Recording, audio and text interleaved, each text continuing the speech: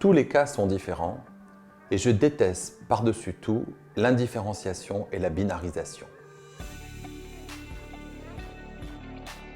Le statut des victimes et de leurs familles est symptomatique. Disons les choses franchement, il n'y a pas de groupe constitué de familles de victimes.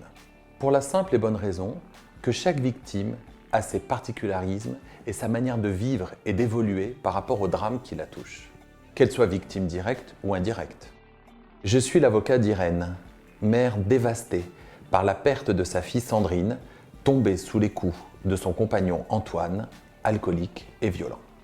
Sans rentrer dans les détails de cette affaire tragique, je vais tenter de vous faire comprendre la complexité des relations dans la famille de Sandrine. Sandrine avait un frère et une sœur, tous deux plus âgés, Marc et Florence. Au départ, on peut dire que tout le monde parlait d'une seule voix. La peine irréparable, la colère, les questions sans réponse. La guerre était déclarée à Antoine et la douleur fédératrice. Et puis a surgi la question de l'avenir de la fille unique du couple, Clara. La pauvre petite avait perdu sa mère et voilà qu'elle allait être coupée de son père qui était placé en détention dès le début de la procédure.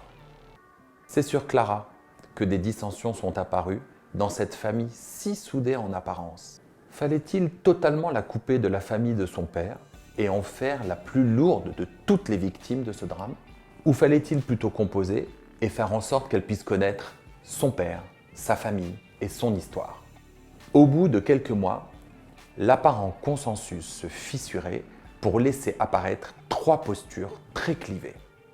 Irène, la maman de Sandrine, voulait écraser Antoine à tout prix. Clara ne devait pas approcher du monstre. Marc était perdu, mais il s'inquiétait tout de même d'un risque de placement de la petite fille. Florence, la cadette, s'était totalement désolidarisée de Marc et de sa mère. Seul lui importait le bien-être de l'enfant et elle avait décidé de son propre chef de reprendre des relations avec Antoine et sa famille. Il n'y a pas de pensée unique dans le rang des victimes. Je ne le dirai jamais assez. L'avocat ne doit pas céder non plus à la facilité de penser que les victimes sont un groupe constitué. Il faut prendre en compte la psychologie des individus et ce qui les meut. Vengeance, réparation, pardon, avoir le même sang ne condamne pas à avoir le même cœur.